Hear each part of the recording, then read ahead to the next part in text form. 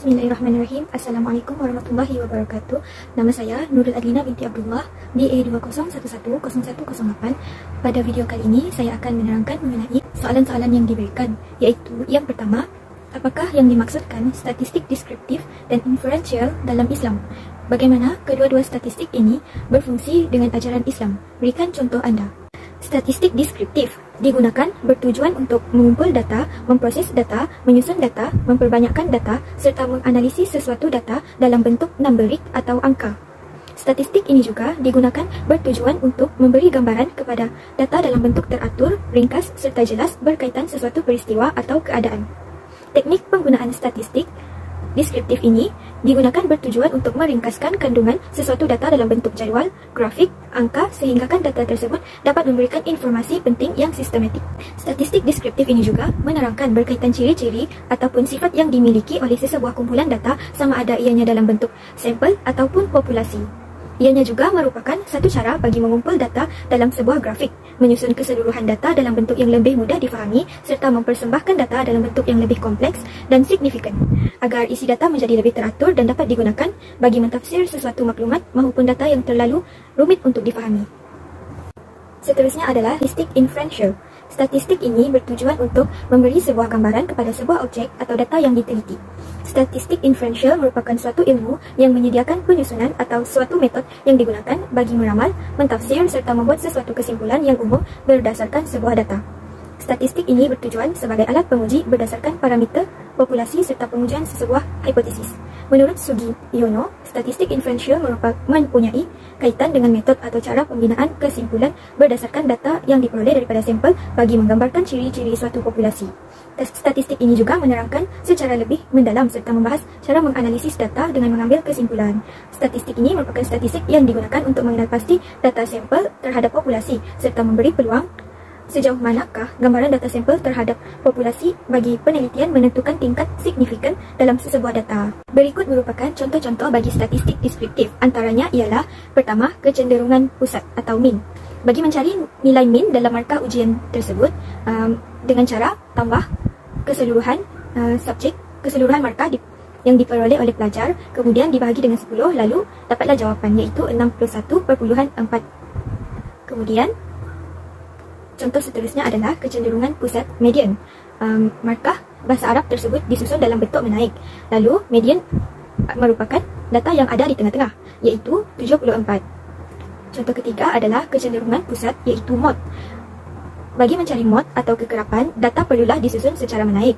Lalu kita dapat dilihat di sini bahawa kekerapan ataupun mod bagi data tersebut adalah 77. Contoh statistik inferential yang pertama adalah hasil dapatan dan perbincangan tentang pola perkataan basara dalam Al-Quran.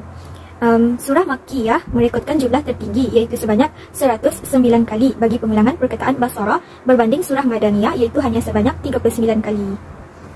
Ini adalah kerana tema utama surah Makkiyah menjurus kepada perkara akidah yang berhubung dengan kekuasaan Allah melalui panca indera manusia, khususnya penglihatan, pendengaran, tafakkur dan penghayatan tentang alam semesta mampu memandu manusia melihat bukti kewujudan dan kekuasaan Allah.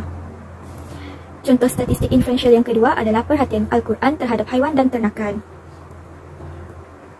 Haiwan dan ternakan dalam Al-Quran bukanlah sebagai suatu penghias kata atau pelengkap bicara semata-mata, tetapi kehadirannya sebagai jenama kepada puncak Al-Quran iaitu surah Al-Baqarah dan hujah Quran iaitu surah Al-An'am merangkumi dua kategori iaitu Makkiyah dan Madaniyah adalah sesuatu yang masih terbuka luas di hadapan para pengkaji untuk meneroka berbagai hikmah atau hakikat yang tersirat di sebaliknya.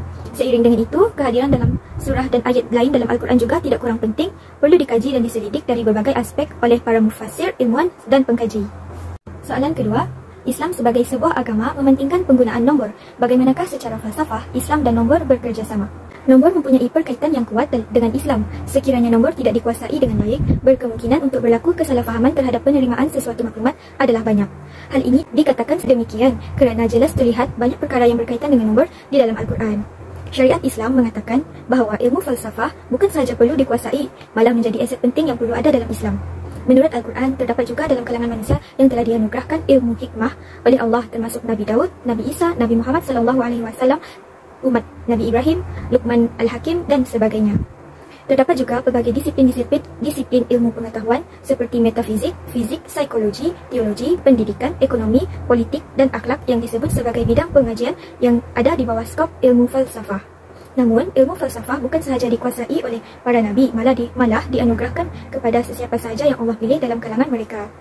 Dalam ilmu matematik, terdapat tokoh terkenal iaitu Al-Khawarizmi yang memberi banyak sumbangan dalam bidang falsafah matematik. Bidang ilmu yang diperkenalkan oleh beliau seperti sistem angka, ilmu algebra, dan ilmu trigonometri. Walaupun Islam dan nombor merupakan dua perkara yang berbeza, namun keduanya mempunyai hubungan yang rapat antara satu sama lain. Hal ini berjaya dibuktikan oleh para ahli yang arif dalam matematik di dalam kajian-kajian terhadap ayat-ayat Al-Quran. Sebagai contoh, perhitungan dalam mengira kadar-kadar yang wajib untuk membayar zakat, menyelesaikan pelbagai masalah hukum syariah seperti faraid, perniagaan, pembahagian harta, dan sebagainya. Akhir sekali, soalan ketiga, adakah nas akli dan nakli menyokong penggunaan statistik dalam agama Islam?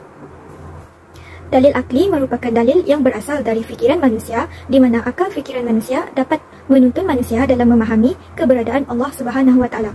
Dalil akli dapat dibuktikan untuk menyokong penggunaan statistik dalam Islam adalah melalui sumbangan tokoh Al-Khawarizmi dalam bidang matematik. Al-Khawarizmi menggunakan akal dan ilham untuk memajukan ilmu matematik.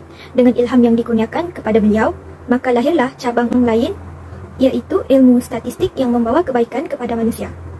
Oleh itu, kewujudan ilmu matematik yang diperkenalkan oleh Al-Khawarizmi merupakan bukti dan sokongan penggunaan statistik dalam Islam agar dapat berfikir mengenai perbandingan dan statistik yang digunakan dalam kehidupan seharian. Seterusnya, dalil nakli adalah dalil yang bersumberkan dari Al-Quran, As-Sunnah, dan Ijma' para ulama yang diambil daripada isi kandungan Al-Quran dan As-Sunnah.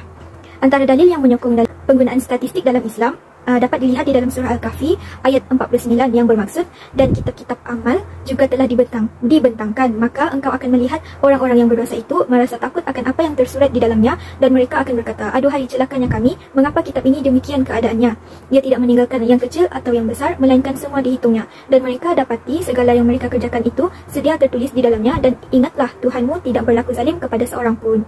Ayat tersebut menerangkan bahawa semua kebaikan dan keburukan yang dilakukan oleh setiap manusia akan dicatat dan direkod. Bahkan tiada yang terkecuali sedikit pun. Semua catatan ataupun data yang terkumpul akan menentukan seseorang masuk ke syurga atau ke neraka.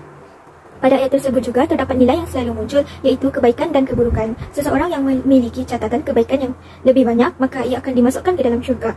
Sebaliknya, seseorang yang mempunyai catatan keburukan yang lebih banyak, maka akan dicampakkan ke dalam neraka oleh Allah Subhanahu Wa Taala.